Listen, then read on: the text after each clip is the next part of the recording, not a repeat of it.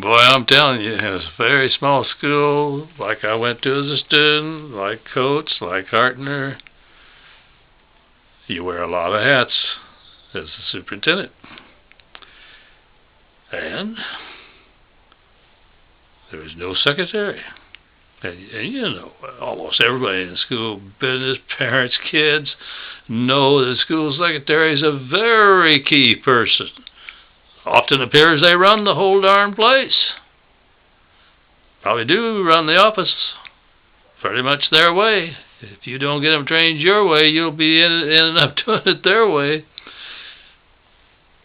And as you know from my experience at Evergreen, I intend to have it done my way. But here I am, no secretary. My handwriting's terrible, particularly if I'm in a hurry. And the books that were set up to keep financial records in weren't set up to be typed in. Handwritten. Boy, I didn't really want to have to go so slow to make it just right.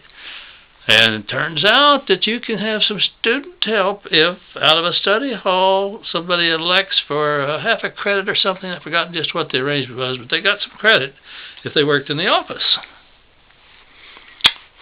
Well, I don't remember how many different helpers I had in a day, but I can tell you the one that sticks in my mind. I think I'm remembering the name right, Margie Reed. Small-boned, pretty little blonde girl. I believe she was a junior at the time. For the first year, oh, say, it didn't take long to find out. This girl is sharp, and oh, can she write legibly and fast. Words are easy to read. Numbers are as neat as a pen. Boy, we made a deal. Margie, I'll take care of other things. You enter these things I've lined out here for you into those books.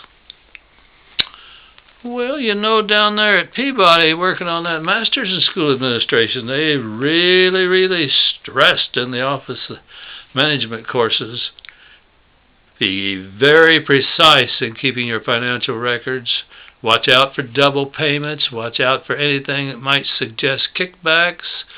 And have your books audited professionally, so that if there is a problem, you find it out and it doesn't happen again. Well, I mean to tell you, I kept a good eye on what was there, and she was doing a beautiful job, and I was very confident. Not going to have any problem at all. And I kept talking to the board about that professional audit. Cost quite a bit. And, you know, you don't have much money. And the board said, you know, we've got Mr. Black. He owned and operated a liquor store. Can't remember the garageman's name.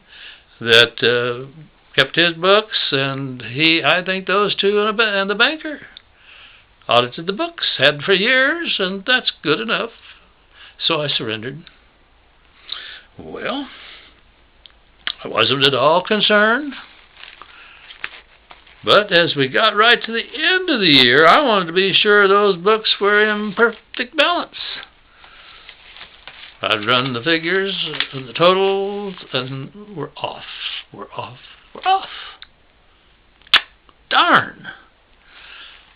So I have a whole story about the agony of getting ready to have the books audited by that local committee and knowing they're not right, they're off. That's another story.